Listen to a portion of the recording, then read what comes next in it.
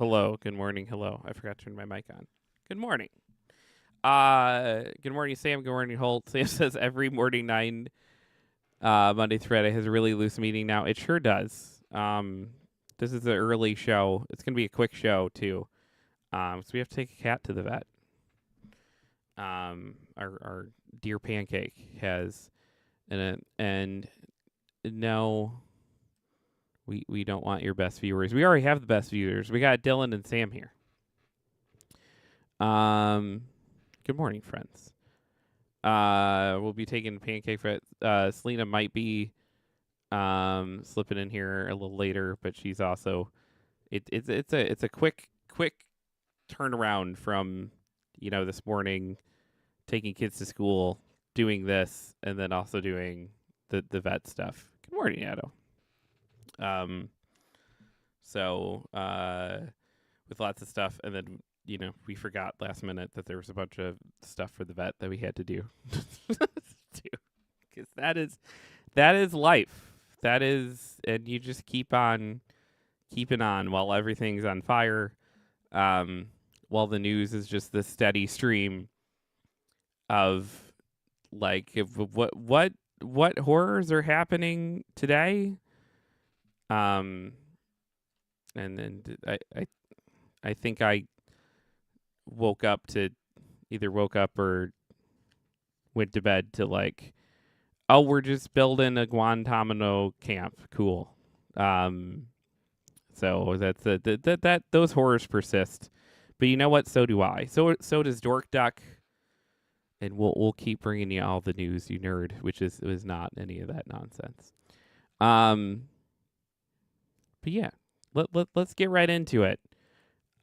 Bringing you all the news to your nerd in a segment we like to call the Daily Quack.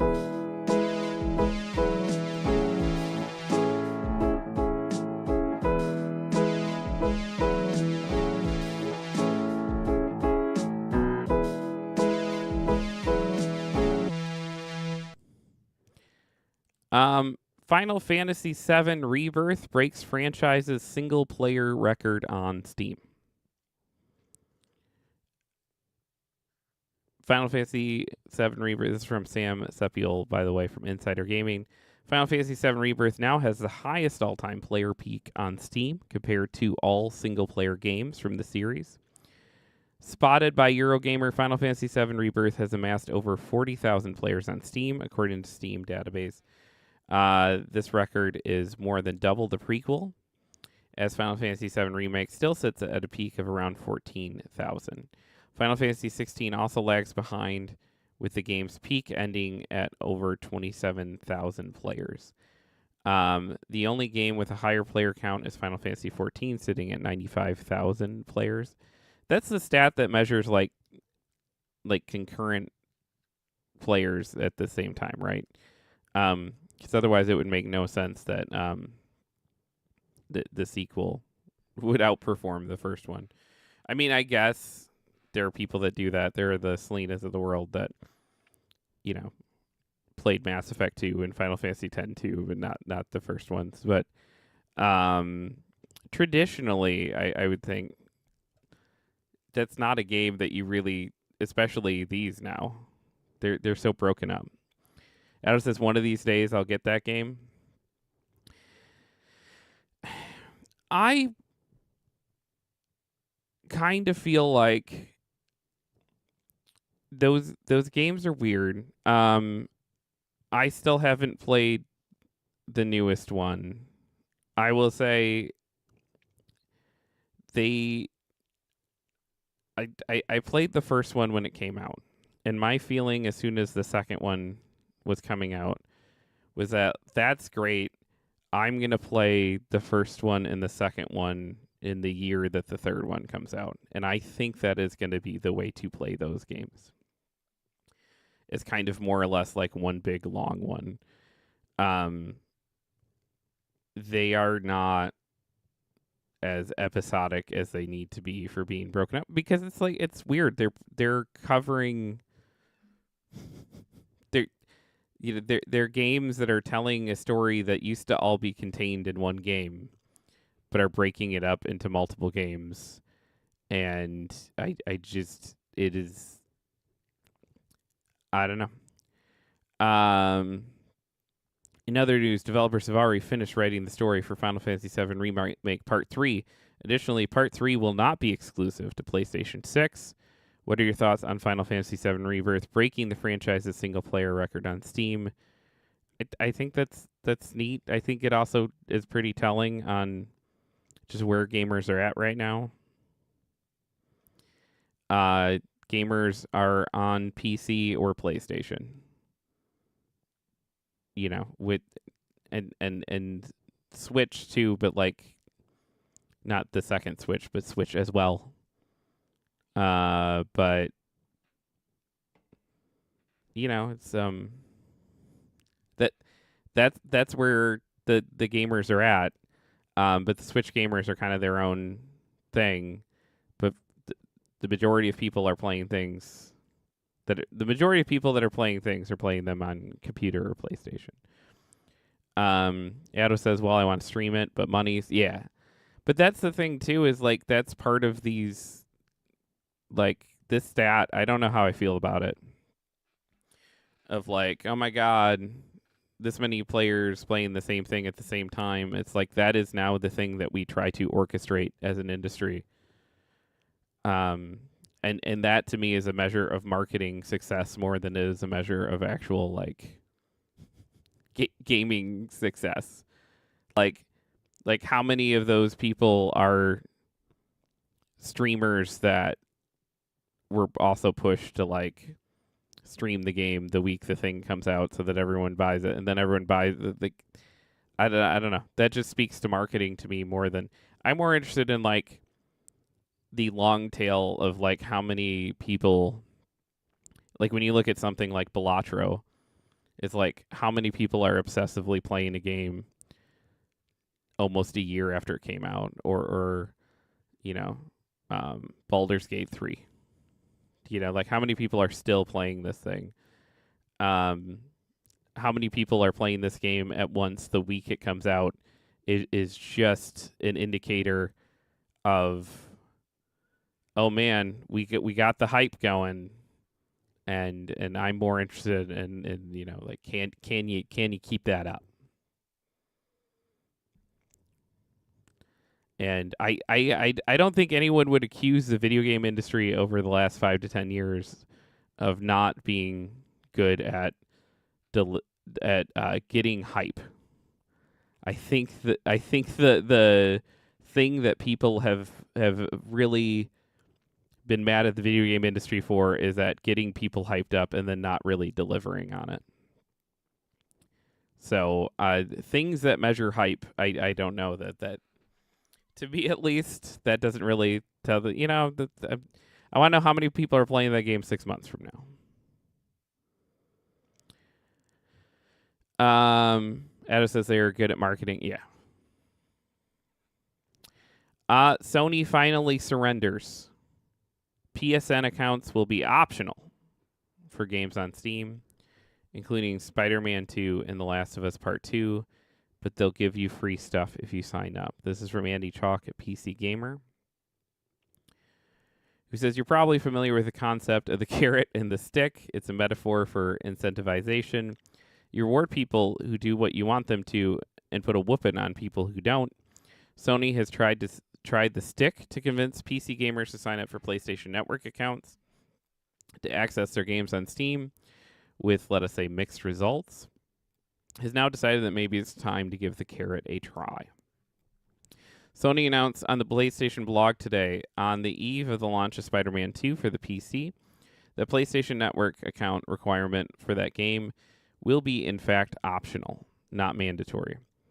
That will also be the case of the oncoming Last of Us Part 2 Remastered, as well as the previously released God of War Ragnarok and Horizon Zero Dawn Remastered. If you don't want to bother with setting up and using a PSN account, you'll no longer have to. So you may ask, why would you simply put the stuff? Sony cited added benefits like trophies and friend management for those who sign up for PSN accounts. But we already have that through Steam, so it's not like that'll move the needle very much. So it's also adding in-game content unlocks for PSN account holders. Here's what you'll get. Marvel Spider-Man 2 early unlock suits, the Spider-Man 2099 black suit and the Miles Morales 2099 suit. God of War Ragnarok. Gain access to the armor of the Black Bear set for Kratos at the first Lost Items chest in the Realm Between Realms. Previously only accessible in a New Game Plus run. And Resource Bundle 500 Hack Silver and 250 XP. Last of Us Part 2 Remastered. You get 50 points to activate bonus features and unlock extra Jordan's jackets from Intergalactic, the Heretic Prophet, as a skin for Ellie.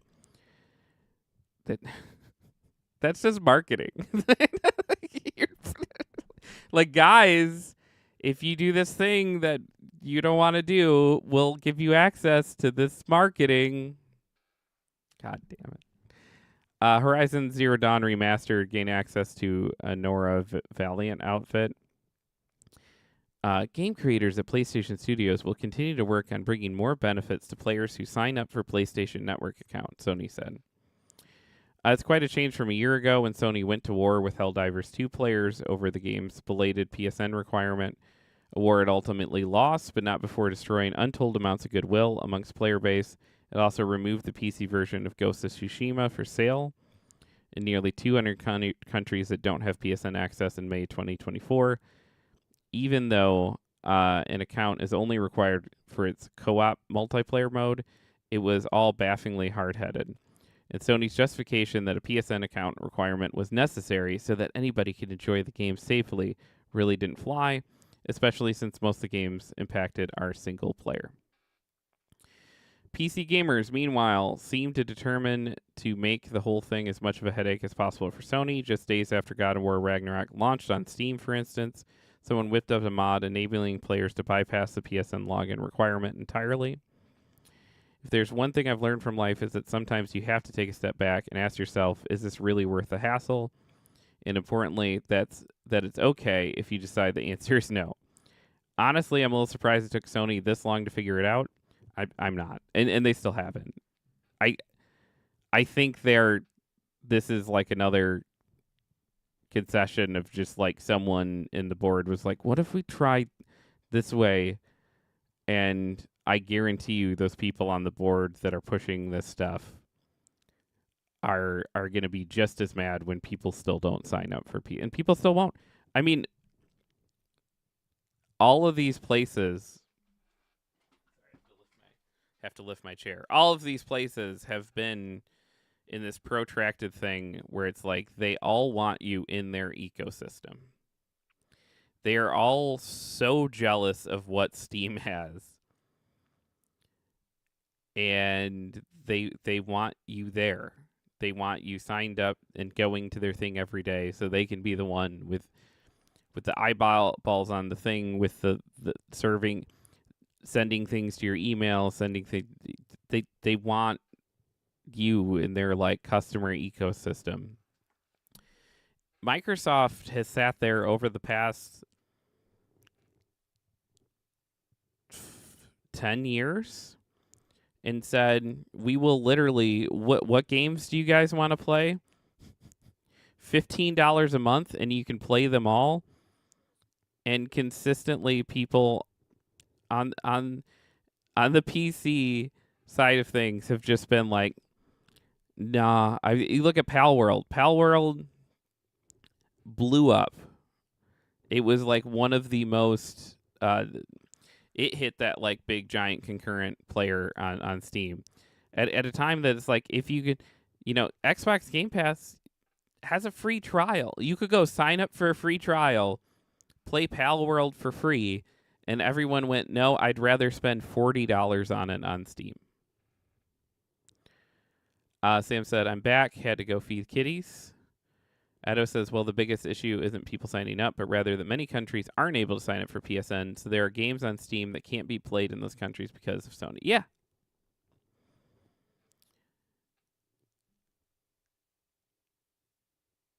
$100%. I don't think the people on that board that keep pushing that stuff care, though. It's so weird. They're so short-sighted. They just want their little ecosystem to matter more, and they just can't embrace the fact that it's like, hey, like people like Steam. There's it doesn't matter what has come along over the past 20 years. You know, it's like EA's like, well, it's not going to be on Steam. It's on Origin. So sign up for Origin. Come on, please sign up for Origin. We'll give you free games if you sign up for Origin. It's like people like Steam. People just want to load up Steam and play their games on Steam. It's just where people are at. It's where people want to be at. At some point, that probably won't be true because usually at some point we watch corporations slowly ruin these spaces and slowly ruin these places where people kind of decide, yeah, this is a cool place to hang out. For whatever reason over the year, like Steam might be the longest running like place where people are like, yeah, no, it's cool here. Sam says international licensing laws, copyright conflicts, various levels of censorship all infuriate me. Just let us play our games. Yeah. Yeah.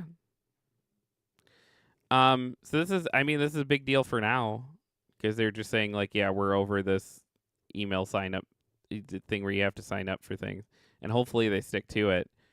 But my guess and my worry is that when people still don't sign up, then they're going to bring the stick back out. Alice says, like Steam has issues, but it's much better than the competitors. Sam said, I forget what friend's profile was on, but someone had a 25 years of service badge, I think. And oh yeah, Steam definitely has it. Everything does.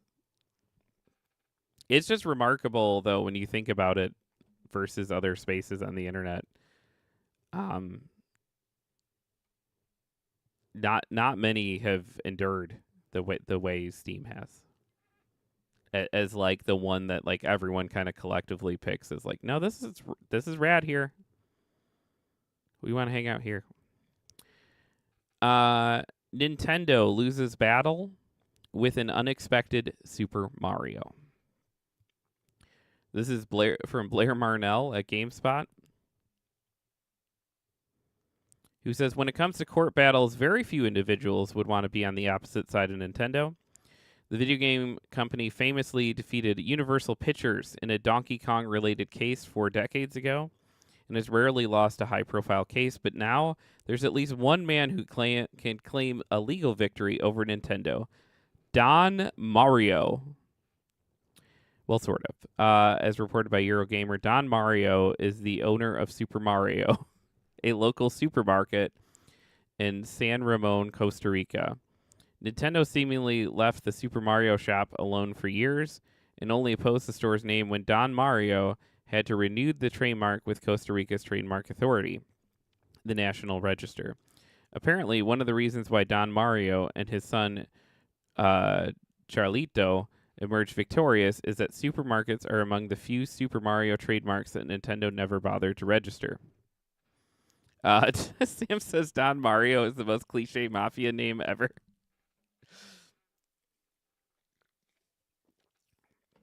I would love to just play like they need to do with the Nintendo characters what they did for a while with the Muppets, where the way we just had all the sports games with Nintendo characters, we should just have like different genres of games, but just with all Nintendo characters. I mean, they kind of do this already, but yeah, give me a full ass like GTA Mafia game, but with Mario, with Don Mario. Thank you enormously to my legal advisor and accountant, Jose Eduardo Jimenez Blanco, who took care of the registration and the subsequent fight for the trademark, wrote Charlito Mario on Facebook. For a moment, we thought about throwing in the towel. How are we going to win the fight against such a commercial monster? Well, Edgardo and I stood firm, and a few days ago, we received the good news. Super Mario is here to stay. Mamma mia. As for Nintendo, the famously litigious company went after alleged Switch pirate in court and reportedly sent lawyers to visit Genki after it showed off a Switch 2 mock-up during CES. Nintendo's patent attorney Koji Nishiura also recently explained why the company believes some emulators are illegal. But Super Mario is here to stay. Yeah. Let's go Super Mario. That I like that story a lot.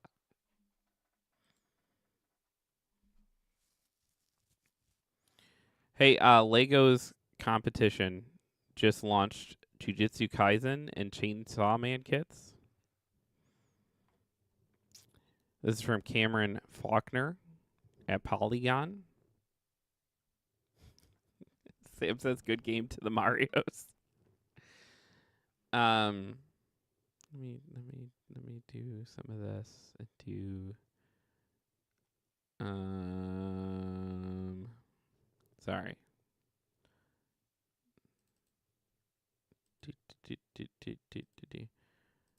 They look like this.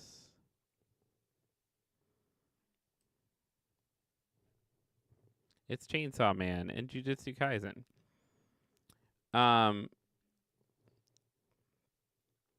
Lego has a strong history with adapting popular IP into build kits, with sets ranging from Star Wars, Lord of the Rings, Dungeons & Dragons, to Legend of Zelda, Mario Kart, and well, you get the idea.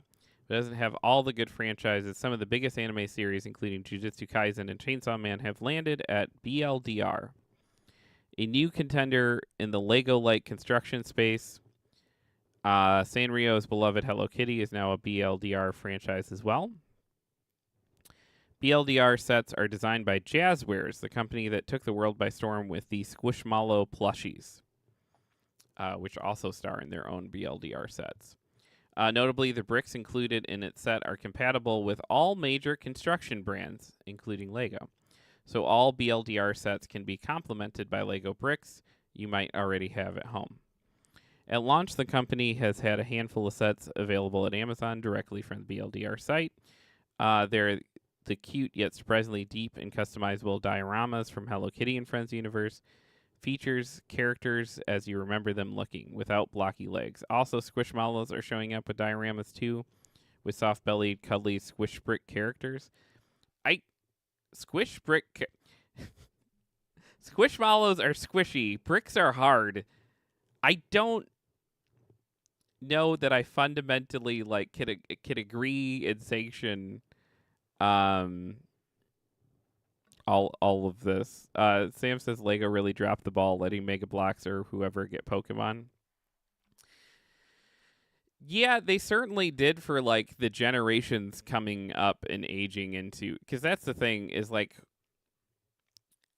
the Pokemon people are for the most part in their 30s now, but they're going to be in their 40s and 50s soon.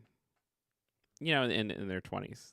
When the Pokemon people hit the 40s and 50s, which is like peak, statistically, that's like peak disposable income on stupid shit ages. What's up, Nix? Squishy bricks, yeah. That tends to be prime, like, make money off of nostalgia ages, and they've kind of shit the bed on everything that is. I guess they had. Do they have Minecraft? I forget what Lego has and doesn't have. But it's great. I think they really shit the bed too when they let Microsoft buy Minecraft. I think Lego should have bought Minecraft and just turned it into Lego. I think that Minecraft should be the Lego game, and the fact that in these 20 years since Minecraft came out or whenever, it's got to be coming up on 20 years, right? there has to be like there had to be conversations like how do you not like work internally at Lego and look at Minecraft and not be like, hey, we could make our own version of this that is just this, but it says Lego on it. And then we have all these brand relationships, and then we can just bring them into it. Like the fact that like a Lego version of Minecraft didn't come in and just like wipe the floor with Minecraft is insane to me. Yeah, it just says there's a lot of bed shitting going on. Yeah. Sam said, I don't know, man. Lego got too expensive for me like a decade ago, so I stopped paying attention. Yeah, they're making all their money off of 40 and 50-year-olds right now. Edo says, I know Lego kits are really expensive, but there are crates of Legos you can make anything with at the store, and they're usually cheaper, still pricey, but a little more affordable. I can't ever find those. Like when I was a parent to younger kids, now I have all jaded teenagers that it's whatever. But Nick says there's been a lot of attempts to unseat Minecraft and no one could do it. Yep, but Lego is the person. Lego should have either bought Minecraft or made their own version of Minecraft. Because I'm sorry, like the Lego games are. I've gone on this rant I don't know how many times. Minecraft is what Lego games should be. Lego games are what like a Funko game should be. It is insane to me. I don't understand it. The like, hey, no, like Lego games are just like IP games, but for kids. It's super, super weird. Addo says there's Lego Fortnite that is Minecraft. I didn't. Okay, but that's fine. That's fine. It's weird. Sim says, "Oh, I forgot they did that." Addo is right. That is pretty Minecrafty. It's open world Lego sandbox. Okay, but it's still Lego Fortnite. Did Fortnite make that, or did okay. It all makes me a little angry. Here are the here are the BLDR sets of the Hello Kitty and Friends. They're there. Are we reading news articles anymore, or are all news articles just like affiliate links? You be the judge. I don't know. I do find it noteworthy that like they're getting the Chainsaw Man sets and stuff. There and there's a Squishmallow one. And again though, it is a Squishmallow that is hard. A squish brick, as Sam put it. That squish is in the name. Like, I don't understand making iterations of Squishmallows that are like hard and would hurt your feet if you step on them. Edo says partnership. Sam said it's all about making money off of children. Doesn't it matter which trash brand we give the credit to?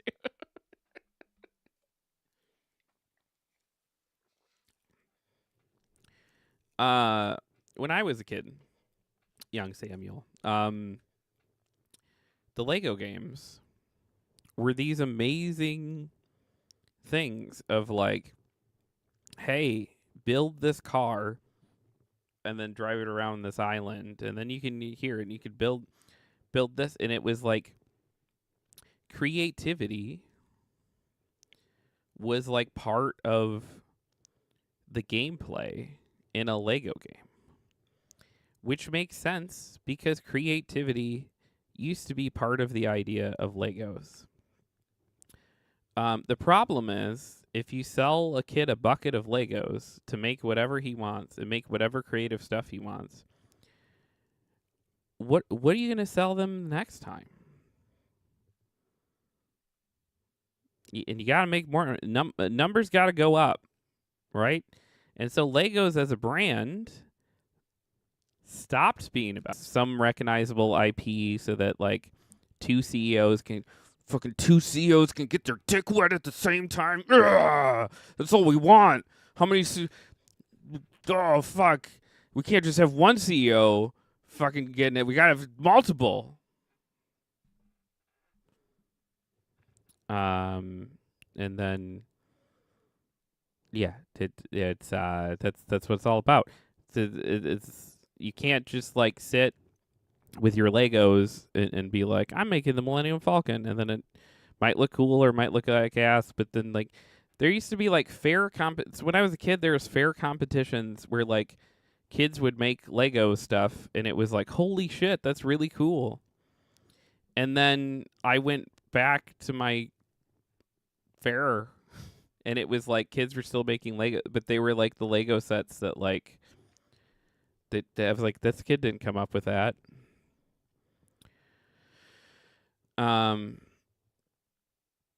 Sam says, Jeff, you don't have to put it together. You can break the rules and build whatever you want. Nick said, yeah, I miss Lego that didn't come with only one configuration. Yeah. Addo said, I would make a worm, and it would be one 1x4 brick. Yeah, that would be the equivalent to like the upside down toilet or the soup cans or whatever, the Andy Warhol shit. Just I call this worm. And it's so funny to me that like people are competing, but they're competing on like these IP grounds. They're like, oh man, Lego doesn't have Hello Kitty. Lego doesn't have Jujutsu Kaisen or Chainsaw Man. And it's like, how about you compete with Lego on like, hey, just make cool shit. But like we can't do that. Because numbers got to go up. Two CEOs have to get their dick wet. This world. I don't know. The initial batch of Jujutsu Kaisen and Chainsaw Man products are more like action figures than like the static sets associated with brick-based builder sets. Each 9-inch figure is posable with 19 points of articulation thanks to their quick brick design, which Jazzware says will give them extra sturdiness and flexibility. Jazzware's ongoing collaboration with Crunchyroll will yield a new Jujutsu Kaisen figure soon, featuring Ryomen Sakuna. Hopefully, characters from many other anime series will follow. I mean, they do look cool. Like, I don't want to sit and just completely yuck people's yums. I dream of a world where Lego is about creativity again. And fucking Lincoln Logs. Remember Lincoln Logs? Lincoln Logs were cool. Can I still buy Lincoln Logs?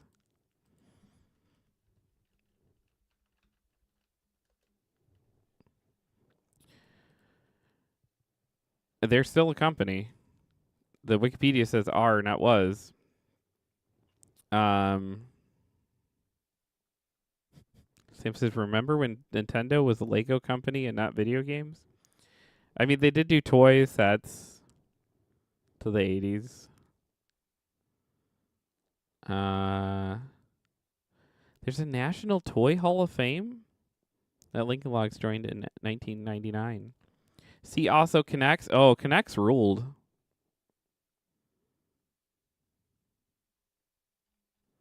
Can I just like buy some Lincoln Logs?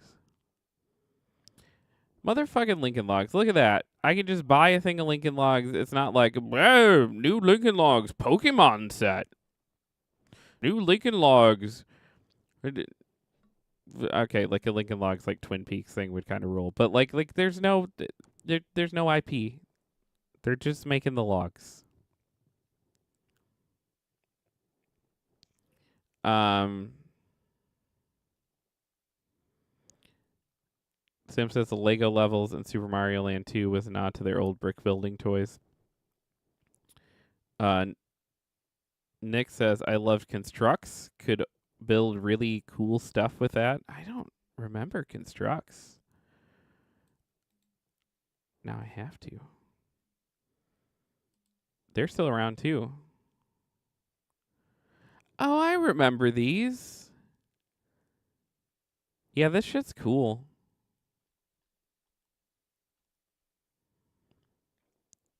They're still around, I guess. Unlike other building toys such as Lego, constructs feature beam-like pieces, varying lengths, that snap onto cubicle connector knots in order to build large shapes. Yeah, I fucked a lot with like erector sets too.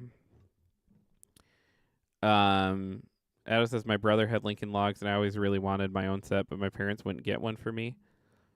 I think you should get yourself some Lincoln Logs. I think you should have some adult joy playing with Lincoln Logs. Nick says constructs had these joints, and you snap things to them. They had motors, so you could make vehicles. It was cool. Yeah, that's what. I always felt that way about like Connects too. Like you would see kids would make like full like windmills and stuff. Sam says these were the Nintendo Legos thing.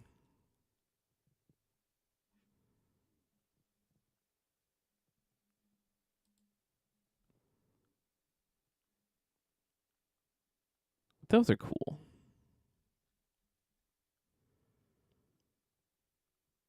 Was a line of plastic construction brick toys produced by Nintendo from 1968 to 1972.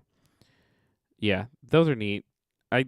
I love that they had a history of a toy company, and they still kind of are. They still kind of approach it that way, more so than we're a video game thing. Which is why like I just love that like you have like Sony and Xbox in the corner, like we're gonna be the very fanciest, and everyone who like cared about that level of gaming has like pretty much abandoned them for for the PC. Of like, well, if I'm gonna get the thing that's gonna do the most advanced thing, I'm gonna be. Meanwhile, Nintendo's like, would you like some joy? And you're like, oh yeah, I would. Thanks for the joy, Nintendo. I'm just gonna take my joy over here. And you're like, no, now we sue you. Like, what a company. Nick says, I had these glow-in-the-dark constructs. They had the ball things you could make. So my friends and I would leave them in the light to charge, and then in the middle of the night, we'd go outside to see each other with a bag full of and yeet them at each other.